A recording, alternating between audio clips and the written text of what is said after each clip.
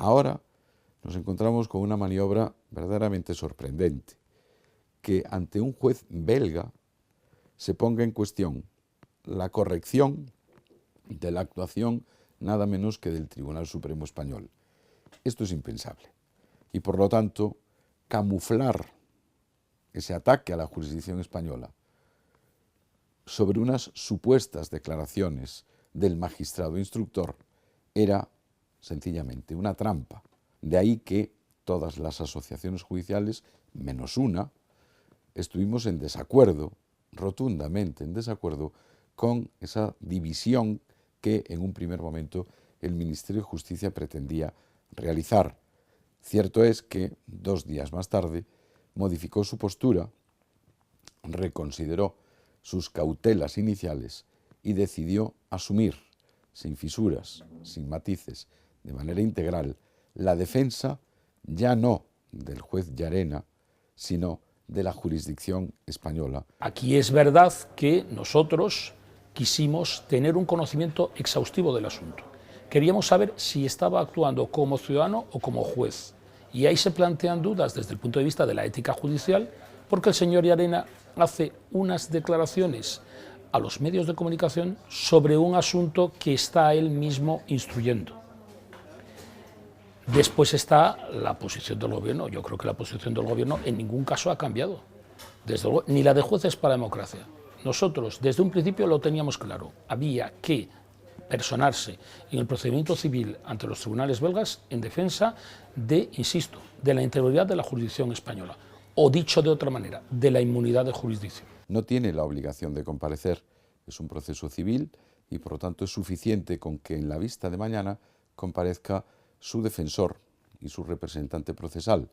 Su defensor será un despacho belga contratado finalmente por el Ministerio de Justicia. ¿Por qué razón? Porque en realidad esta demanda, aunque formalmente se dirige contra el magistrado señor Llarena, es un ataque, es una demanda, una puesta en cuestión de la jurisdicción española.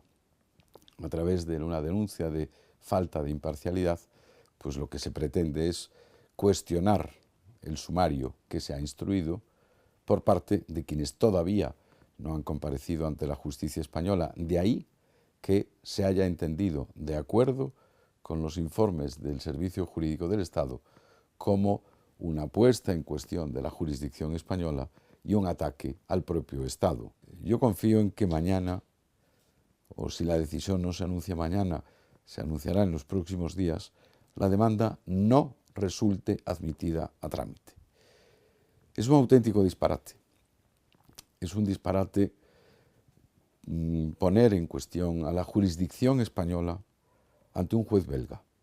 Sucedería lo mismo al revés si cualquier ciudadano aquí acusase a la justicia belga de falta de imparcialidad en un caso concreto.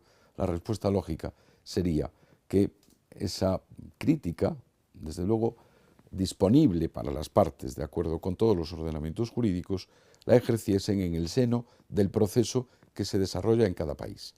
Pero no puede la justicia belga fiscalizar el funcionamiento correcto o no del Tribunal Supremo Español. A mí no me cabe la menor duda de que esta demanda, si se plantea ante un tribunal español, se inadmite de plano simplemente por la excepción de inmunidad de jurisdicción.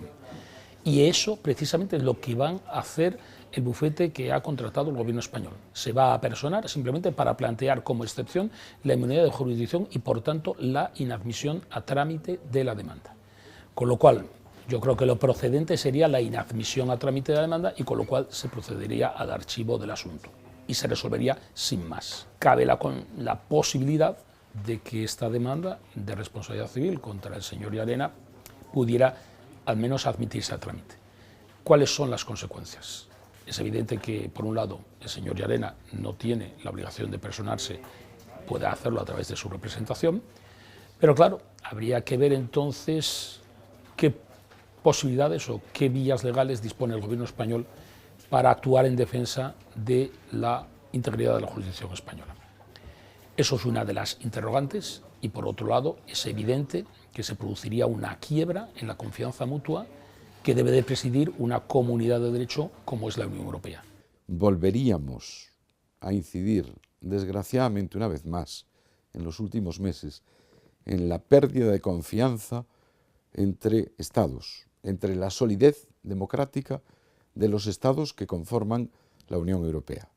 La primera pérdida de confianza ya se produjo cuando no prosperaron las órdenes de detención europea que se cursaron en el seno de esta misma causa. Hombre, la primera conclusión que cabría extraer es que nos encontramos ante una demanda cuyo hecho básico, el atribuirle a un juez determinado unas palabras determinadas, no se corresponde con la realidad. Y por lo tanto es una demanda que se redacta sobre un hecho no real. No voy a calificarlo como falso, pero como un hecho no real. Yo creo que el gobierno no debe entrar ni siquiera en ese asunto. El gobierno simplemente debe de excepcionar la inmunidad de jurisdicción y decir que los tribunales belgas no son competentes para poder enjuiciar los actos realizados por un servidor público del Estado español.